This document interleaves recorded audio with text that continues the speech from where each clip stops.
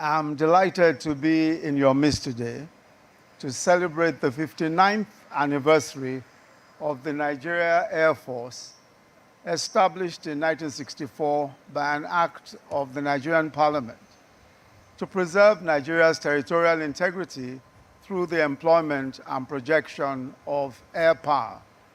And I bring you the very warm felicitations of His Excellency, President, Commander-in-Chief of the Armed Forces, President Muhammadu Buhari, who, as you know, is a ways out of the country and would have loved to be here himself. I'm proud to say that the Air Force has, in the years since its establishment, proved its mettle both locally and internationally. And I must add that I'm impressed by the displays put up by the officers, airmen, and airwomen of the Nigerian Air Force at this ceremonial event, especially in the march past, the parade, and the colourful ariel exhibition. These displays aptly demonstrate the Nigerian Air Force's commitment to achieving high standards of operational readiness. Indeed, our Air Force is willing, able, and ready. I'd like to commend the Chief of Air Staff and his team for the commendable leadership that they have shown in providing for the Nigerian Air Force. As the air arm of the armed forces, the Nigerian Air Force has shown that despite its challenges, in terms of the quality of manpower, talents, creativity, and capability, we stand shoulder to shoulder with the very best in the world. As a country, we are proud that in less than 4 years, we've been able to revitalize our armed forces. And in keeping with his promise that as Commander-in-Chief of the Nigerian Armed Forces, he would prioritize the restoration of professionalism in the military to enable them effectively discharge their responsibilities, His Excellency President Muhammadu Buhari ensured that substantial investments have been made in acquiring new platforms and other support equipment for the military and other security agencies, as well as reactivating and upgrading existing platforms. In the last 4 years, the administration acquired new air platforms for the Nigerian Air Force, such as the JF-17 Thunder multi-role fighter aircraft, the A-29 Super Tucano aircraft, the Diamond 62 aircraft, and the T-129 attack helicopter, Beechcraft, and the unmanned aerial systems. And we have just commissioned 2 of those platforms that had been purchased earlier by this administration. The Air Force has also reactivated several aircrafts, and it's worthy of note that the procurement process for military hardware has been reviewed to remove inefficiency and to introduce transparency. For example, the procurement process for the purchase of the 12 Super Tucano aircrafts in 2018 was done through a transparent, first-of-its-kind government-to-government deal with the United States of America. It's evident that the huge investments in the capacity development of the Nigerian Air Force has helped to turn the tide against terrorists and other violent non-state actors in our nation. We must also commend the renewed focus on research and innovation and self-reliance by the Chief of Air Staff.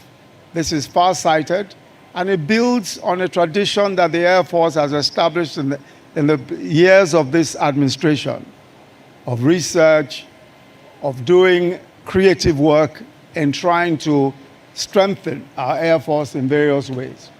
It's also an important component of the development of our military-industrial complex for Nigeria and the armed forces in general. And I'm pleased to note that we're seeing an Air Force that is increasingly confident about its ability and its capability to innovate and to deploy locally developed technology. And this is manifesting in various ways, from the locally developed operational unmanned aerial vehicle, the Saigumi, which the President formally inducted into service in February 2018, to this collaborative work being done at the Air Force Research and Development Center in Kaduna to produce the first ever made in Nigeria aircraft. Of course, this must be situated within the general context of a greater emphasis on local capacity building by the Nigerian Armed Forces, with developments like the establishment of the Nigeria Army University and the revitalization of our Defense Industries Corporation of Nigeria, GCON, serving as testaments to this renewed emphasis. The Nigerian Air Force should also strive to expand its collaborations outside of the military. And by this I mean the collaborations with academia, with think tanks, with civilian technology, hubs, and independent innovators and creators. I'm aware from discussions with the Chief of Air Staff that collaborations with our university and research institutions is already growing.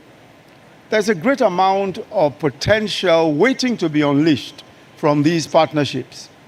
Once again, I salute the resolve of our armed forces and the invaluable contributions of other security agencies in fully containing the security challenges in some parts of our nation, especially the contributions of the Nigerian Air Force in addressing the security challenges of armed banditry, cattle rustling, and kidnapping in the Northwest and in the North Central. Your efforts in conjunction with other security agencies have started to yield positive results. Well done indeed. But let us never lose sight of the reason for our existence as the military component of government. It is that the security and well-being of our people is an irreducible minimum and the chief responsibility of all legitimate governments.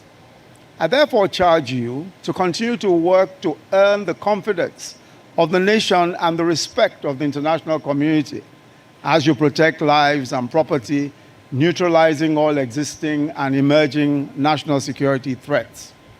I'd like to urge greater cooperation and mutual trust between the various arms of the armed forces, even while maintaining the healthy spirit of competition that underpins innovation and increased efficiency. Finally, let me, on behalf of Mr. President, thank all Nigerians for coming together as a united and determined people, irrespective of parochial affiliations, to partner with the armed forces in the war against terror and insurgency. We are currently in the stabilization, reconstruction, and resettlement phase of the overall effort in the Northeast, and will continue to solicit your support and understanding until terrorism and the activities of armed criminals of whatever description are completely eradicated. I once again congratulate the Chief of the Air Staff and the entire Air Force family on the occasion of the 59th anniversary of the Nigerian Air Force. Long live the Nigerian Air Force. Long live the Federal Republic of Nigeria. I thank you all for listening.